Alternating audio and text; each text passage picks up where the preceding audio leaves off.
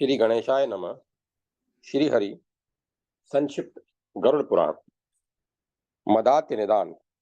धन्वंतरी जी ने कहा, हे सुश्रुत, अब मैं प्राचीन मुनियों के द्वारा प्रतिपादित मदाधिक्य के निदान को कहता हूँ।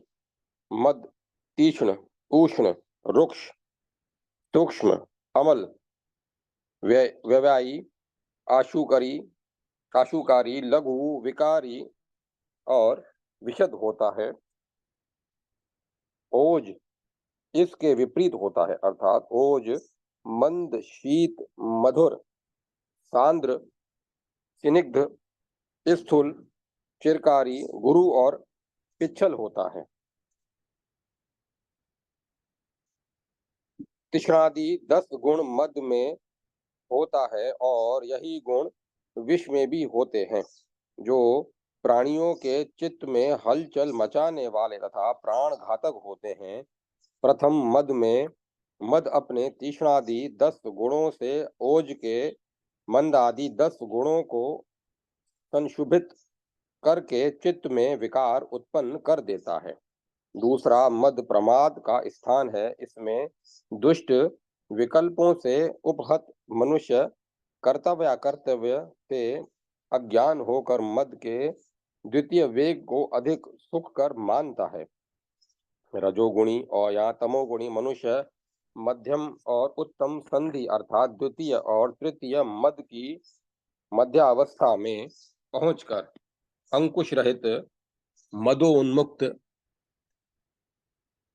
निरंकुश हाथी की तरह कुछ भी नहीं करता, वह मदावस्था निंदनीय मनुष्यों तथा दुष्शीलों की भूमि अर्थात एकमात्र मदिरा ही अनेक मुख वाली दुर्गति की आचार्य है। मद की तीसरी अवस्था में पहुंचकर मनुष्य निश्चेष्ट होता हुआ मौन होकर सोया रहता है। वह पापात्मा मरने से भी अधिक बुरी दशा में पहुंच जाता है। मद में आसक्त मनुष्य धर्म अधर्म, सुख दुख, मान अपमान, हित अहित, शोक मोह की अनुभूति से रहित हो जाता है। वह शोक मोहादि से समन्वित रहता है। ऐसा प्राणी उन्माद, भ्रम और मूर्छा में सदैव विद्यमान होता है और अंतोगत्वा मिर्गी के रोगी के समान भूमि में गिरकर छटपटाता रहता है। जो व्यक्ति बलवान है, समुचित भोजन करते हैं या यथाशक्ति प्रचुर मात्रा में भोजन करके पचा जाते हैं, उनमें मद नहीं होता है। या मदात्य रोग वात पित्त या कफ के प्रकोपित होने के कारण उत्पन्न हुए अन्य सभी दोषों से होता है। इस प्रकार वातिक, पेतिक, श्लेष्मिक और सनिपातिक नाम से यह मदात्य 4 प्रकार का होता है। मोह, हृदय वेदना, पुरीष भेद, निरंतर तृषा, कफ, पित्त, ज्वर, अरुचि, हृदय में विभंधता, अंधकार, खांसी, श्वास, निद्रा न आना, पसीना, विष्टंभता, सूजन, चित्त विभ्रम, स्वप्न दर्शन में घबराहट, माना करने पर भी बोलते रहना, ये सब मदात्य के सामान्य लक्षण है। पित्त दोष के कारण मदात्य होने पर प्राणी दाह, ज्वर, स्वेद, मोह, प्यास, अतिसार और विभ्रम के कारण उपद्रव से ग्रस्त होता है। श्लेष्मज मदात्य रोग में रोगी वमन, हल्लास, धड़कन, निद्रा तथा अग्नि मांद के कारण उदर की गुरुता के दोष से संत्रस्त रहता है। सनिपातिक दोष वाले मदात्य में पूर्व कथित सभी लक्षण उत्पन्न हो जाते हैं। यह सब जानकर जिस प्राणी की अभिरुचि सहसा मदपान में हो जाती है, तो उसमें ध्वंस और शोक, ये वातज व्याधियां हो जाती हैं। ये कष्ट साध्य होती हैं और विशेषकर दुर्बल मनुष्य को होती हैं। ध्वंस ध्वंस में कफ की प्रवृत्ति, कंठशोष, अति निद्रा, शब्द का न सहना होते हैं। विषय शोषक रोग में चित्त विक्षेप, अंग में पीड़ा, हृदय तथा कंठ में रोग, सम्मोह, खांसी, तृष्णा, वमन तथा ज्वर होते हैं। अतः जो व्यक्ति जितेंद्रिय हो वह इन सभी बातों पर विधिवत पहले विचार करे, तदंतर वह मद के दोष से अपने को दूर कर ले। इसी में उसका कल्याण है। मद से दूर रहने वाला शारीरिक तथा उन्माद आदि मानसिक विकारों से कभी कष्ट नहीं पाता।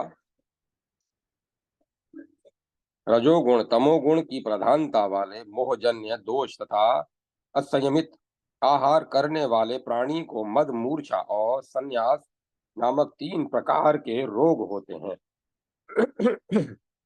यथा शरीर में इनका प्रकोप होने पर ये तीनों रोग रस, रक्त और चेतना के ही स्तोत्रों के निरोध हो जाने से होते हैं। इनमें मद से मूर्छा और मूर्छा से संन्यास उत्तरोत्तर बलवान होते हैं। मदात्य रोग मद, वात, पित्त, कफ तथा सनिपात के दोषों से तो होता ही है, किंतु रक्त, मद और विष के कारण भी यह शरीर में उत्पन्न हो जाता है। शरीर में शक्ति की अनंतता न होने के कारण जब शक्ति क्षीण हो जाती है तो प्राणी अपनी शक्ति का आभास मात्र करता है। उसकी चित्तवृत्तियां चंचल हो उठती हैं। वह छल कपट के व्यवहार से घिरा रहता है। वातज मद से मनुष्य का शरीर रुक्ष, श्याम और अरुण वर्ण का हो जाता है। पित्तज मद से प्राणी क्रोधी हो उठता है। उसके शरीर का वर्ण लाल और पीला हो जाता है। वह कलह में अभिरुचि लेता है। कफोत्पादक मदात्य में रोगी जब सोता है तो उसे स्वप्न दिखाई देते हैं। स्वप्न में असंबद्ध अनर्गल प्रलाप करता है। उसकी चित्तवृत्तियां किसी विशेष ध्यान में एकाग्र होकर अनुरक्त रहती हैं। सभी दोषों के कारण उत्पन्न होने वाले सनिपात जनिक मद में प्राणी का वर्ण रक्त हो जाता है और उसके शरीर में स्तंभन होने लगता है, जिसके कारण उसके अंग अंग शिथिल हो जाते हैं। इस मदात्य रोग में तो प्राणी के शरीर में पित्त दोष सर्वप्रथम ही प्रकट हो जाता है। उसकी समस्त शारीरिक चेष्टा विकृत हो जाती हैं। उसे तृष्णा, स्वरभंग तथा अज्ञान की अवस्था प्राप्त होती है। उसको सद्ज्ञान नहीं रह जाता है। विषज मद में शरीर में कंपन होता है। वह गहन निद्रा में सोता है और उसको इस मदात्य रोग में अत्यधिक थकान की अनुभूति होती है। मनुष्य को शरीर के अंदर विद्यमान रक्त, मज्जादि में उभरे हुए वात, पित्त तथा कफ जनित दोषों के लक्षणों को देखकर यथापेक्षित वातज, पित्तज, कफज या सनिपातज मदात्य का निर्धारण करना चाहिए और उसी रोग के अनुसार चिकित्सा भी करनी चाहिए। यथा वातज मदात्य मूर्छा होने पर सामान्यतः रोगी आकाश को लाल, नीला अथवा काला रंग देखता हुआ अपने को अंधकार में पहुंचा हुआ मूर्छित मानता है। शीघ्र मूर्छा टूटने पर वह हृदय की पीड़ा, कंपन तथा भ्रम से संतप्त रहता है। जो वातिक मदात्य दोष से ग्रस्त होता है उसे खांसी आती है और कांति पीली या एवं लाल रंग की हो जाती है। वह अधिकतर मूर्छा में ही रहता है। पित्तात्मक दोष की सामान्यतः परिणति में रोगी को आकाश, रक्त अथवा पित्तवर्ण का प्रतीत होता है और अंत में उसे अंधकार ही अंधकार दिखाई देता है।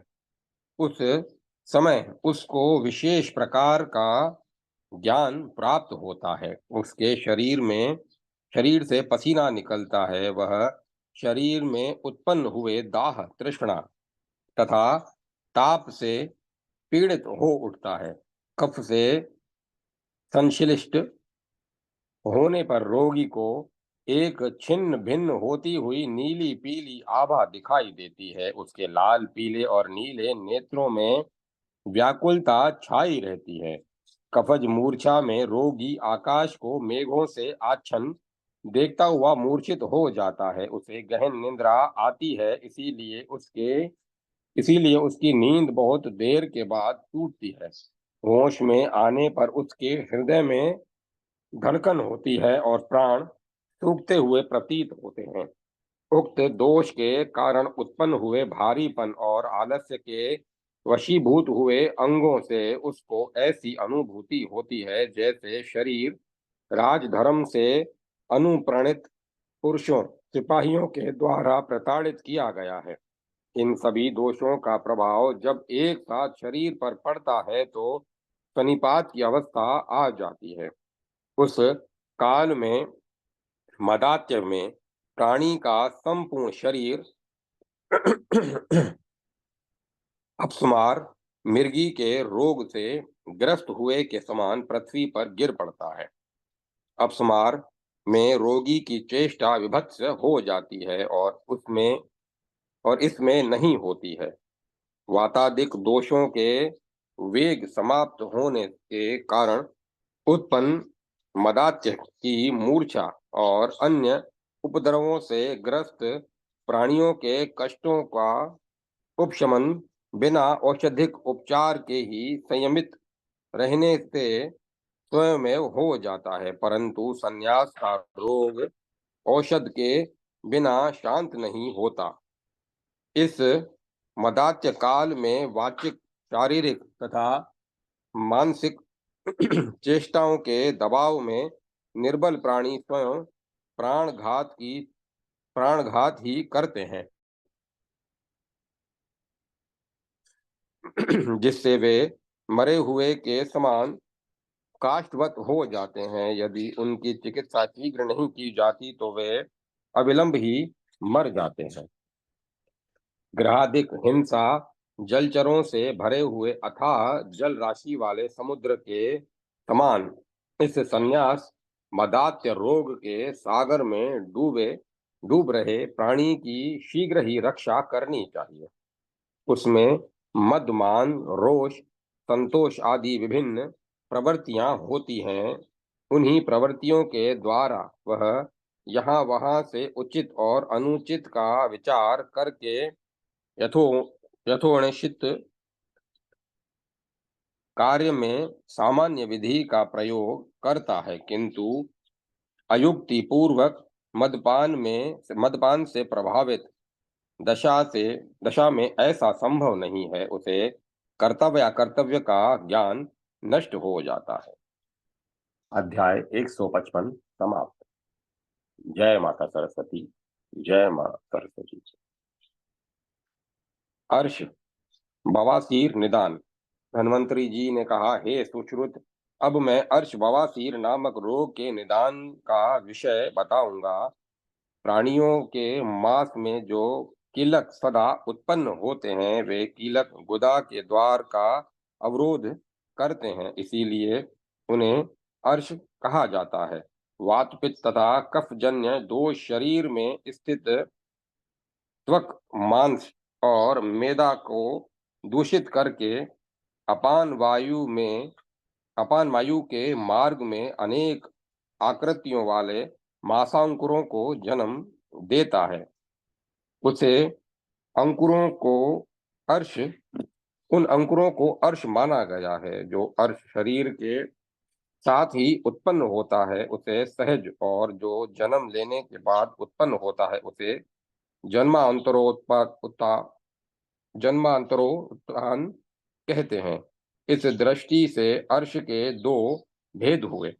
प्रकारांतर से इसके दो भेद और हैं, एक शुष्क वादी बवासीर और दूसरी स्रावी खूनी बवासीर। गुदा नामक स्थान का आश्रय लेकर अवस्थित रहने वाली शुष्क अग्रभाग से युक्त परस्पर भिन्न नाड़ियों का स्थान है। गुदा भाग का परिमाण 5.5 अंगुल का होता है। उसी में नीचे की और 3.5 अंगुल के भाग में ये रोग स्थित रहते हैं। उनमें एक नाड़ी बालों को जन्म देने वाली शक्ति का संचार करती है और एक नाड़ी आंत के मध्य भाग में से होकर नीचे की ओर आती है। यही आमाशय से निकलने वाली मल को लाकर गुदा मार्ग से बाहर करती है। उसी विसर्जन कार्य के कारण उसे विसर्जनी नाड़ी के नाम से अभिहित किया गया है। इस विसर्जनी नाड़ी के बाह्य भाग अर्थात गुदा के मुख द्वार के बाह्य भाग में एक उंगल का जो स्थान है, उसी में इन मांसांकुरों का जन्म होता है। उसके बाद 1.5 उंगल के परिमाण भाग में गुदोष्ठ के पूरे रोमवती त्वचा है, जिस पर रोम नहीं उत्पन्न होते हैं। वहीं पर सहोच्य अर्श का कारण विद्यमान रहता है, जो बाल्यकाल में उपतत्व उपतपथ अर्थात सहोथत दोष को उत्पन्न करने की सामर्थ्य से युक्त हो जाता है। प्राणियों में उस अर्श रोग का बीज तो माता पिता के कुपथ्य से उत्पन्न होता है। देवताओं के प्रकुपित होने पर जो यही दूसरे रूप से सनिपातिक दोष का भी बीज बन जाता है।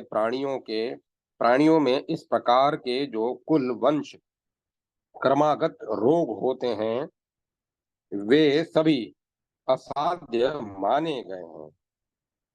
सहोथत सहोजत अर्श तो विशेष रूप से देखने में दुस्साध्य, अंतर्मुखी, पांडुवर्ण, सन्निहित और भयंकर उपद्रव मचाने में समर्थ होते हैं। शरीर के वात पित्त तथा सनिपात दोष के अनुसार इनको वातिक, पेतिक, श्लेष्मिक, संसर्गज, त्रिदोषज तथा रक्तज रूप में नियोजित किया जा सकता है। अर्थात इन सहजोथत्य अर्श दोष के यही 6 प्रकार हैं। इनमें से शुष्क अर्श वात और कफ से होते हैं और आर्द्र अर्श रक्त एवं पित्त से होते हैं। उसके दोष के प्रकोप का कारण तो पहले ही कहा जा चुका है।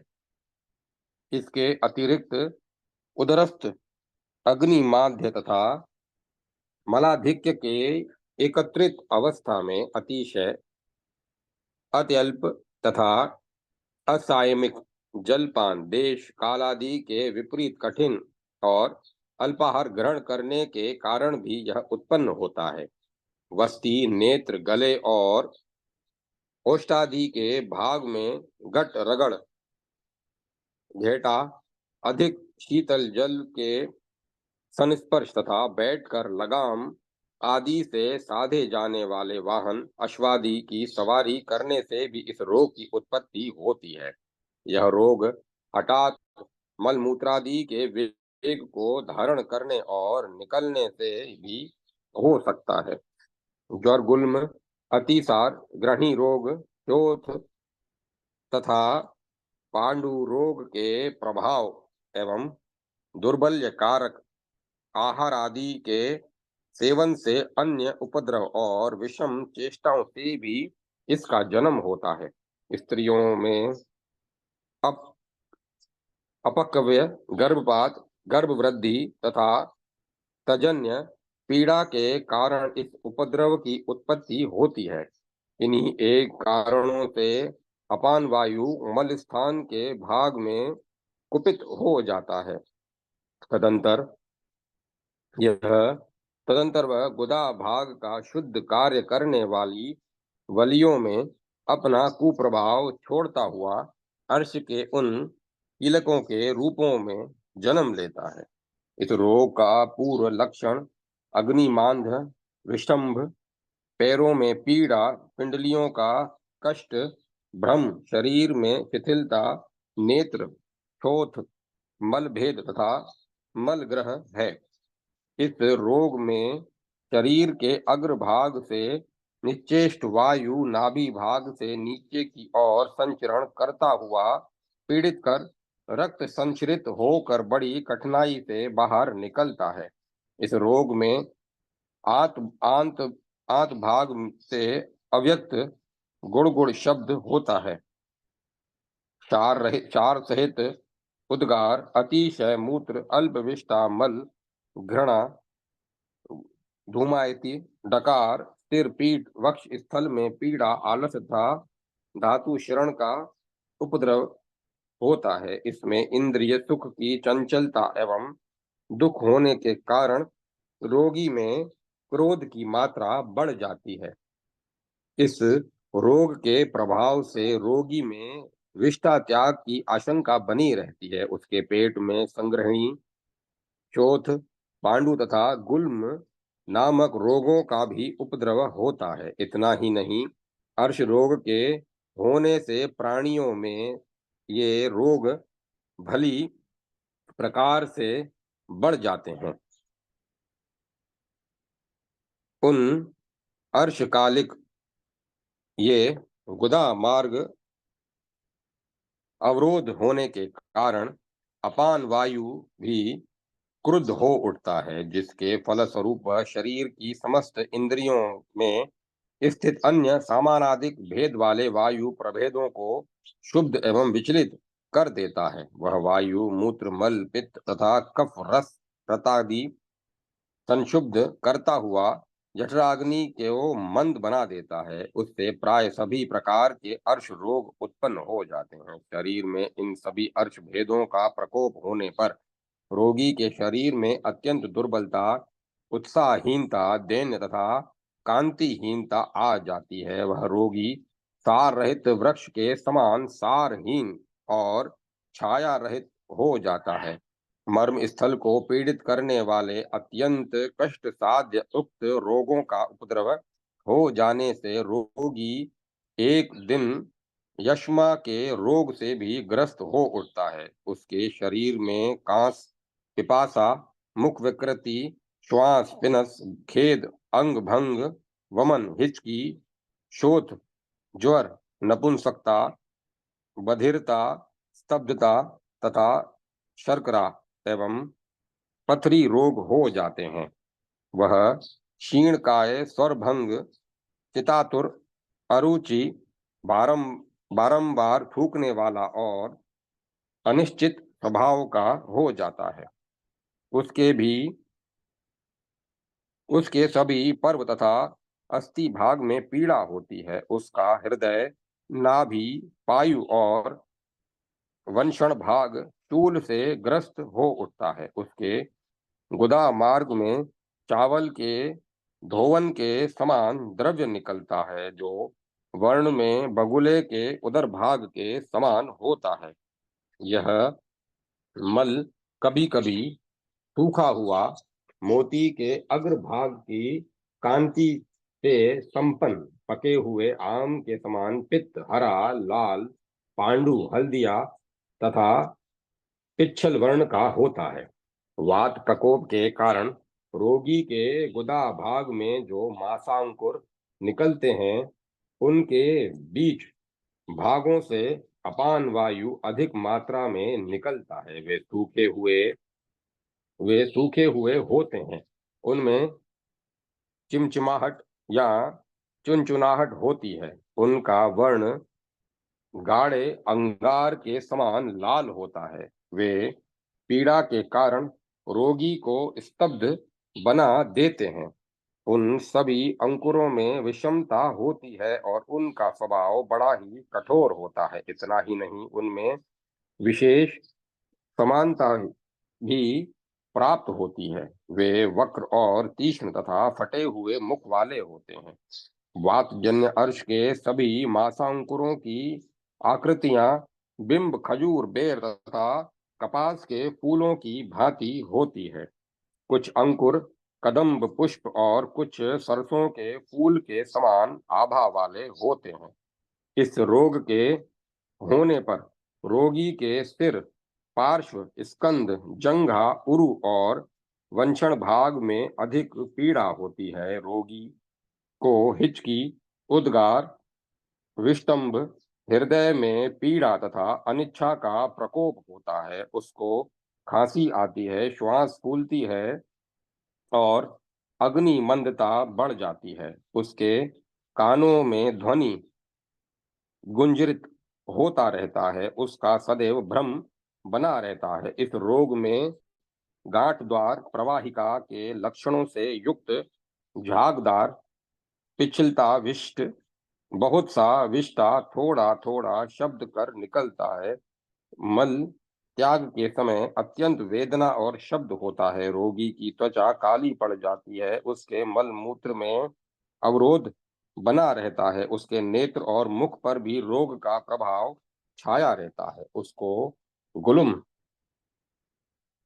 पीलिहा, उदर, अष्टिला संबंधित विकारों के सहित हल्लास, दिल में धड़कन का भी रोग हो जाता है। जो पित्त प्रकोप के कारण पित्त प्रकोप के बाद अर्श संबंधी अंकुर निकलते हैं, वे नील वर्ण के समान मुख वाले तथा लाल, पीली और काली आभा से युक्त होते हैं। इन मांसांकुरों के भाग से पतला रक्त स्राव होता है। इनका आकार लंबा, कोमल और आर्द्र रहता है। इनकी लंबी आकृति प्राय शुक जीवा, यकृत खंड तथा जोंक के मुख की तरह होती है। इस अर्श रोग में रोगी के शरीर में दाह, शुष्कता, ज्वर, स्वेद, तृष्णा, मूर्छा, अरुचि एवं मोह का प्रकोप रहता है। उसको उष्ण द्रव युक्त नील वर्ण पित्त या रक्त वर्ण का मल पड़ता है, जो प्राय आम और धातु से संश्लिष्ट रहता है। रोगी यव के समान कटी भाग वाला हो जाता है। उसके शरीर की त्वचा और नख आदि की कांति हरित पित्त तथा हल्दी की सी वर्ण वाली हो जाती है। कफ जनित विकार के कारण उत्पन्न होने वाले मासांकुर पुष्ट मूल भाग से युक्त सघन, मंद, वेदनाजन्य और श्वेत वर्ण के होते हैं। इनमें स्निग्धता, स्तंभता और भारीपन होता है। ये मांसांकुर चिकने, नीले तथा कोमल होते हैं और इनमें खुजलाहट होती है। इन्हें छूने से सुख मालूम पड़ता है।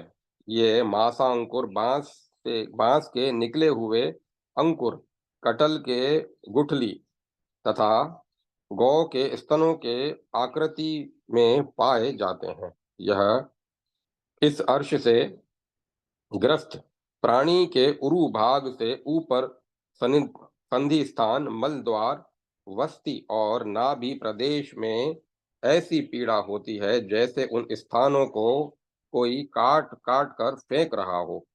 रोगी खांसी, श्वास, हल्लास, शुष्कता, अरुचि, पिनस, मेहकृश, सिर पीड़ा, जड़ता, वमन, शीत प्रकोप, क्षरोत्तेजन, नपुंसकता, अग्निमांद तथा अतिसार आदि के विकारों से युक्त हो जाता है। ऐसे रोगी को वसा के समान प्रतीत होने वाले कफ के साथ रक्त मिश्रित मल पड़ता है,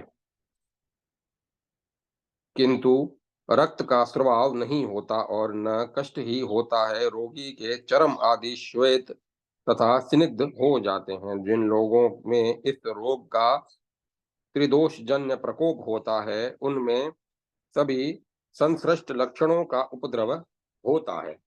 रक्ताधिक्य अर्श होने से मांसांकुर के लक्षण पित्तज अर्श के समान ही होते हैं। इसमें रक्त से भरे हुए वट की वरोहक सदृश लाल गुंजा फल और मूंगे के समान रक्त होते हैं। उन लाल अंकुरों पर जब गाढ़े मल का दबाव पड़ता है, तब वे अत्यधिक मात्रा में विकृत गाढ़े रक्त का प्रवाह करते हैं।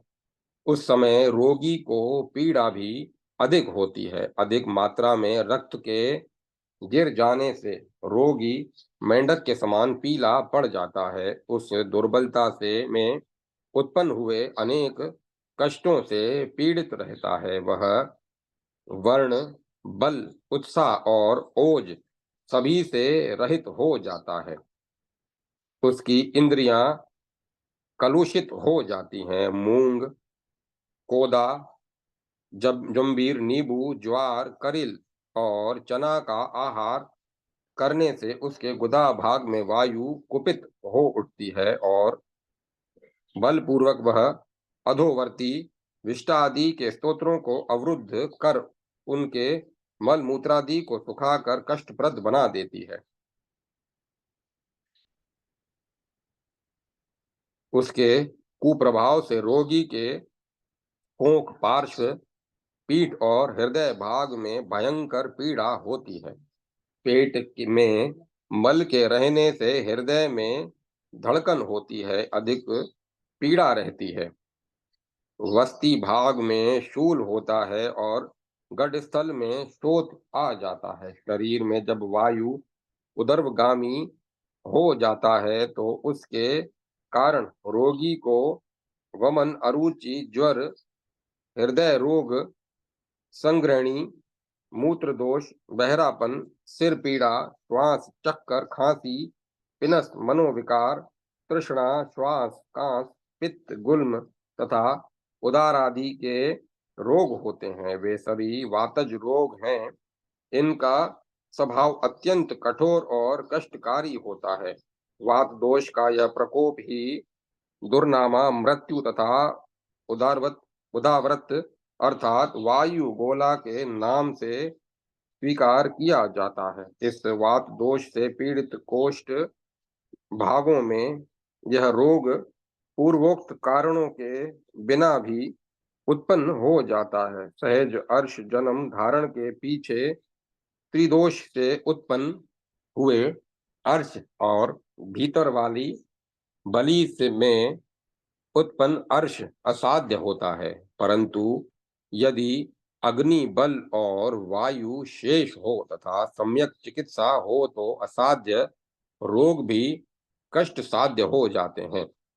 गुदा भाग की दूसरी बलि में जो अर्षा अंकुरों का समूह होता है वह द्वंद्वज अर्शांकुरों का समूह माना जाता है। उसकी तत्काल वर्ष भीतर ही चिकित्सा अपेक्षित होती है, अन्यथा यह भी कष्ट साध्य हो जाता है। गुदा भाग की बाहरी बलि में त्रिदोष जन्य जो अर्षा अंकुर होते हैं उनको सामान्य औषधि के उपचार से दूर किया जा सकता है, किंतु अधिक समय बीत जाने पर वे भी कष्ट साध्य हो जाते हैं।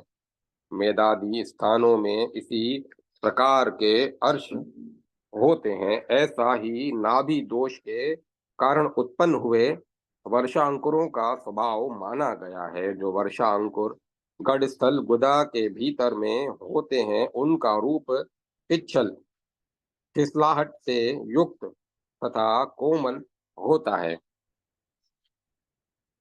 व्यान वायु कफ को अभ्यंतर भाग से निकालकर त्वचा के ब्राह प्रदेश पर अर्श के रूप में परिवर्तित कर देता है। वह कील के समान स्थिर तथा खर होता है।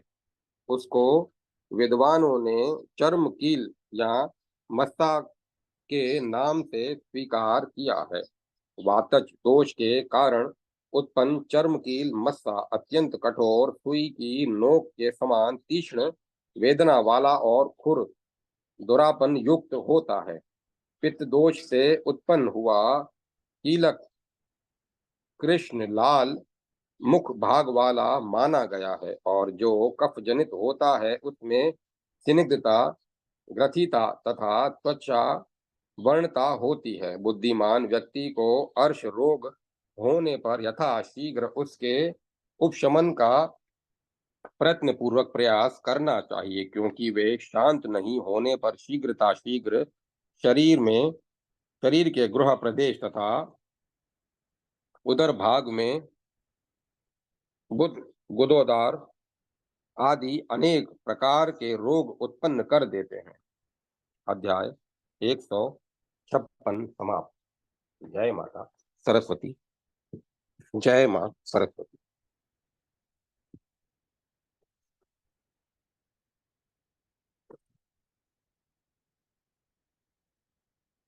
अति सार ग्रहणी निदान। धन्वंतरी जी ने कहा, हे सुश्रुत, अब मैं आपको अतिसार तथा संग्रहणी रोग के निदान की बात बताता हूँ। वात, पित्त, कफ और शनिपात दोष के कुपित होने से ही इन रोगों की उत्पत्ति होती है। भय तथा शोक के कारण भी ये प्राणियों के शरीर में उत्पन्न हो सकते हैं। अतः वातज, पित्तज, कफज, शनिपातज, भयज तथा शोकज के रूप में इनके 6 भेद हो जाते हैं। अतिसार रोग अधिक जल पीने से होता है। इसके अतिरिक्त सूखे, अंकुरित एवं कच्चे अंग, तेल पदार्थ, वसा, चर्बी और तिलकुट को अधिक खाने से भी यह उत्पन्न हो जाता है। मदपान, रुक्षार, अधिकतम मात्रा में रस और तेल का सेवन तथा उदरजन्य कृमियों के प्रकोप से एवं वेगारोध के से शरीर की वायु प्रकुपित हो उठती है। तदंतर वह अपान वायु के रूप में शरीर के अधोभाग में जाकर उस दोष का विस्तार कर जठराग्नि शक्ति को हंसानुमुखी बना देता है। उस अग्नि की मांदता के कारण शरीर में गया हुआ अन्न पिंड और पहले से स्थित पुरुष मल भस्म तथा सूखने की अपेक्षा द्रवादि के दोष से में बदलकर अतिसार रोग के लक्षणों को प्रकट करता है। उस रोग से प्रभावित होने वाले रोगी के हृदय, गृह भाग और आमाशय आदि में पीड़ा होती है। शरीर में अवसाद होता है एवं पुरुष का निरोध और अपच होता है। शरीर पसीने से युक्त हो जाता है और कष्ट की उत्पत्ति होती है। वात दोष के कारण शरीर शिथिल पड़ जाता है। पाचन शक्ति सुचारू रूप से कार्य नहीं करती तथा शरीर में विशेष प्रकार का ज्वर रहता है। उस दोष के कारण उदर में कुछ गुड़गुड़ाहट भी बनी रहती है। गुहा भाग से बार बार सूखा हुआ फैन से युक्त स्वच्छ ग्रंथित जलाइंध और पिच्छिल कचड़ाहीन मल कष्ट के साथ होता है।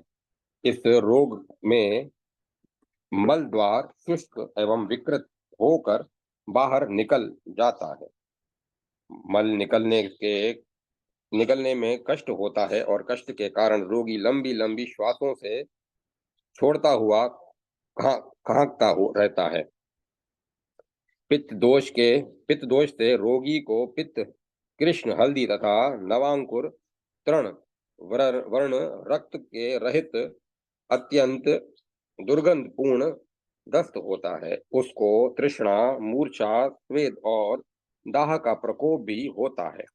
कफ जनित अतिसार रोग के होने पर गृह भाग में दाहपाक शूल उठता है और संताप जनित कष्ट होता है। इस रोग में मल द्रव युक्त न होकर कठोर, भारी एवं घनीभूत रूप में गुदा भाग से बाहर निकलता है। वह पिच्छिल कचड़ाहीन रहता है।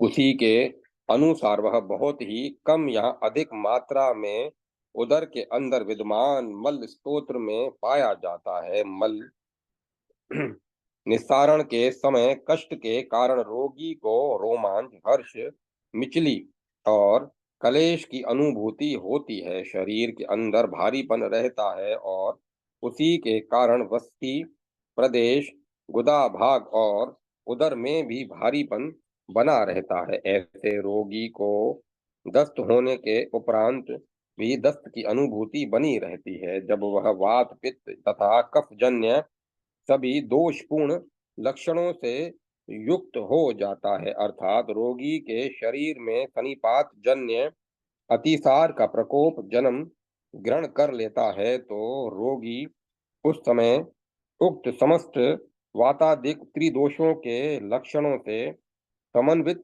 बन जाता है। भय व चित्त के विशुद्ध होने पर स्थान विशेष में पड़े हुए रोगी के उदर भाग का मल द्रवीभूत हो उठता है।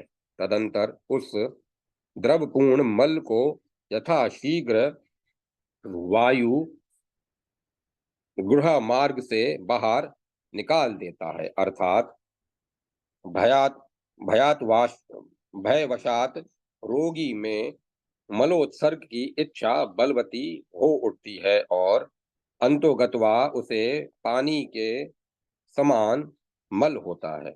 वात तथा पित्त दोष के से होने वाले अतिसार रोग के एक समान ही लक्षण बताए गए हैं।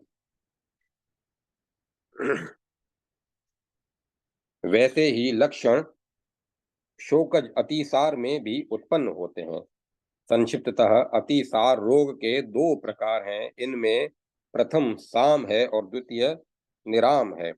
साम अतिसार रोग में मल आव के सहित होता है, किंतु निराम अतिसार के आम दोष रहित मल निकलता है। इनमें एक सरक्त होता है और दूसरा बिना रक्त का होता है। साम अतिसार में मल बड़ा दुर्गंधित होता है और जल में डालने से डूब जाता है। रोगी के पेट में गुड़गुड़ाहट, विष्टम्भ वेदना और मुख प्रेषक होता है। निराम के लक्षण साम से विपरीत होते हैं। कफजन्य होने के कारण पक्व होने पर भी मल जल में नहीं डूबता है। जो अतिसार में सावधानी नहीं करता उसे गृहिणी रोग हो जाता है। अग्निमांदता को बढ़ाने वाले अत्यधिक मात्रा में किए गए दोषपूर्ण आहार विहार के सेवन से अतिसार रोग का प्रादुर्भाव होता है। जब रोगी के शरीर में साम या विराम मल अत्यधिक निकलता है तो उसे अतिसार कहते हैं। मलोत्सर्ग अधिक होने के कारण उसकी अतिसार संज्ञा है। यह स्वाभाविक आशुकारी है। यही अतिसार जीर्ण होने पर संग्रणी रोग बन जाता है। ग्रहणी रोग में भुक्त अन्न के अजीर्ण होने पर कभी आम सहित और कभी सान मल निकलता है।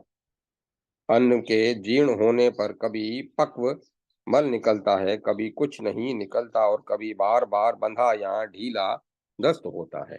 यह रोग चिरकारी होता है, इसीलिए इसे संग्रणी कहते हैं। संग्रणी चिरकारी तथा अतिसार आशुकारी होता है। इस रोग में एकाएक मल की प्रवृत्ति का बारंबार संघात होता है अथवा यह एकाएक रुक रुक कर बाहर निकलता है। ऐसा यह संग्रणी रोग वात पित्त तथा कफजन्य दोष से दो तीन प्रकार का है भी, किंतु सनिपातिक दोष के कारण भी उत्पन्न होता है। इस प्रकार यह चार प्रकार का हो जाता है। रोगी के शरीर में शिथिलता, अग्निमांद, खट्टी डकार, मुख से लावा लाला स्राव, धूम निर्गमवत प्रतीति, दमक तमक, ज्वर, मूर्छा, अरुचि, तृष्णा, थकान, भ्रम, अपच, वमन, कान में भनभनाहट और अंत्रकुजन ये ग्रहणी के पूर्व रूप हैं।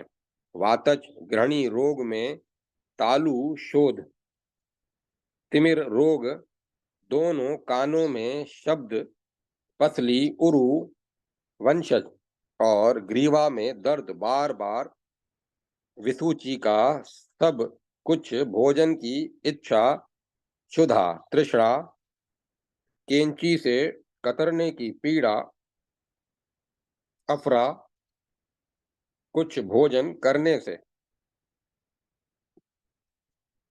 स्वस्थता, फेन सहित मल, ये सब लक्षण उपस्थित होते हैं। रोगी वातज, हृदोग, गुल्म, अर्श, पिल्हा और पांडु रोग की शंका करने लगता है। देर में कष्ट के साथ पतला या गाढ़ा, थोड़ा कच्चा एवं फेन युक्त बार बार मल आता है। गुदा में दर्द और श्वास खांसी में भी उठने लगती है। पित्तज ग्रहणी रोग में रोगी पीला पड़ जाता है। उसे पीला, नीला और पतला दस्त होता है। वह दुर्गंधी, खट्टी डकार, हृदय और कंठ में दाह, अरुचि और तृषा से पीड़ित रहता है। पित्तज ग्रहणी के होने पर रोगी का मल द्रव रूप हो जाता है और कफजन्य ग्रहणी रोग होने पर रोगी को अन्न कठिनता से पचता है। उसको छरछराहट भरा वमन होता है। उसे भोजन में अरुचि होने लगती है। उसके मुख में दाह होता है। उसको कफ युक्त खांसी होती है। उसके हृदय में उबकाई छूटती है और जुकाम हो जाता है। उसका हृदय पीड़ित और उदर भारी सा प्रतीत होता है। उस पर आलस्य छा जाता है। उसे मीठी मीठी डकार और शरीर में शिथिलता आने लगती है। रोगी को समान या कुछ कम अधिक मात्रा में कफ से युक्त मल होता है, जो भारी तथा अम्लता के दोष से संश्लिष्ट रहता है। उस रूप में प्राय मैथुन, अशक्ति एवं रोगी की शक्ति का अधिक ह्रास होता है। इस रोग में बलवान व्यक्ति भी दुर्बल हो जाता है और उसमें रोग के सभी लक्षण दिखाई देने लगते हैं। शारीर प्रकरण में अंग विभाग नामक तीसरे अध्याय में जो विषम, तीक्ष्ण एवं मंद नामक तीन पिताग्नियां कही गई हैं, वे भी ग्रहणी दोष ही हैं। केवल समाग्नि उत्तम स्वास्थ्य की हेतु है। इस रोग में भी प्राणी को प्यास लगती है। अधिक मल निकलने के कारण भूख सताती है। हर क्षण शिथिल होते हुए शरीर के कारण उसके मन में विकृत चिंताएं भी बढ़ जाती हैं। समस्त रोगों का यही मल ही कारण है। इसी मल के शरीर में रहने पर प्राणी में वाताधिक्य, बाई, अश्मरी, पथरी, कुष्ठ, कोढ़, मेह, जलोदर, भंगदर, बवासीर और ग्रहणी रोग होता है। ये आठों रोग महारोग माने गए हैं। इसका निदान अत्यंत कठिन है और ये कष्ट साध्य है। अध्याय 157 समाप्त। जय माता सरस्वती। जय माता सरस्वती। ओम नमः शिवाय। ओम नमो भगवते वासुदेवाय। ओम तत्सत। ओम तत्सत। ओम तत्सत। कथा को विराम दिया जाता है।